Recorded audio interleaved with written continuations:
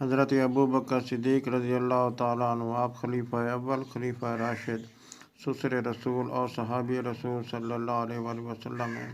حضرت ابو بکر صدیق رضی اللہ تعالیٰ عنہ، آپ کے والد کا نام ابو قحافہ ہے۔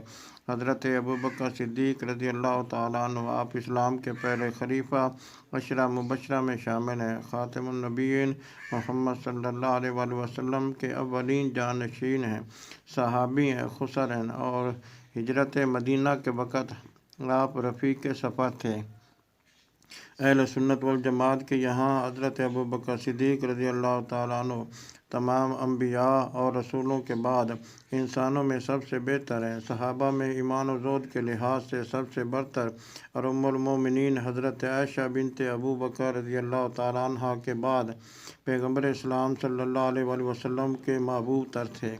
عموماً ان کے نام کے ساتھ صدیق کا لقب لگایا جاتا ہے، جسے حضرت ابو بکر صدیق رضی اللہ تعالیٰ عنہ کی تصدیق و تائید کی بنا پر پیغمبر اسلام صلی اللہ علیہ وآلہ وسلم نے دیا تھا۔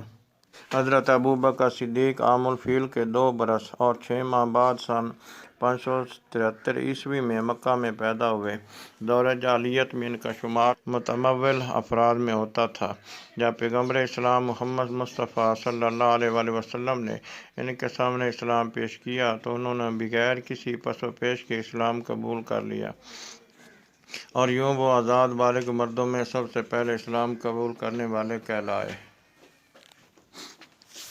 قبول اسلام کے بعد 13 برس مکے میں گزارے، جو سخت مصیبتوں اور تکلیفوں کا دور تھا۔ بعد ازاں پیغمبر اسلام محمد مصطفیٰ صلی اللہ علیہ وآلہ وسلم کی رفاقت میں مکہ سے یثرب ہجرت کی۔ نیز غزوہ بدر اور دیگر تمام غزوات میں پیغمبر اسلام صلی اللہ علیہ وآلہ وسلم کے ہم رکاب رہے۔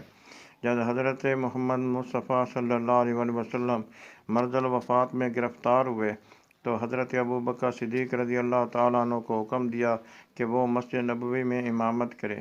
پیر 12 ربیع الاول سن 11 ہجری کو پیغمبر اسلام نے وفات پائی، اور اسی دن حضرت ابو بکر صدیق رضی اللہ تعالیٰ عنہ کے ہاتھوں پر مسلمانوں نے بیعت خلافت کی۔ منصب خلافت پر متمکن ہونے کے بعد حضرت ابو بکر صدیق رضی اللہ تعالیٰ عنہ، آپ نے اسلامی قلمرو میں والیوں، عاملوں اور قاضیوں کو مقرر کیا، جا بجا لشکر روانہ کیے، اسلام اور اس کے بعد فرائض سے انکار کرنے والے عرب قبائل سے جنگ کی، یہاں تک کہ تمام جزیرہ عرب اسلامی حکومت کا مطیع ہو گیا۔ فتنہ ارتداد فروغ ہو جانے کے بعد حضرت ابو بکر صدیق رضی اللہ تعالیٰ عنہ نے عراق اور شام کو فتح کرنے کے لیے لشکر روانہ کیا۔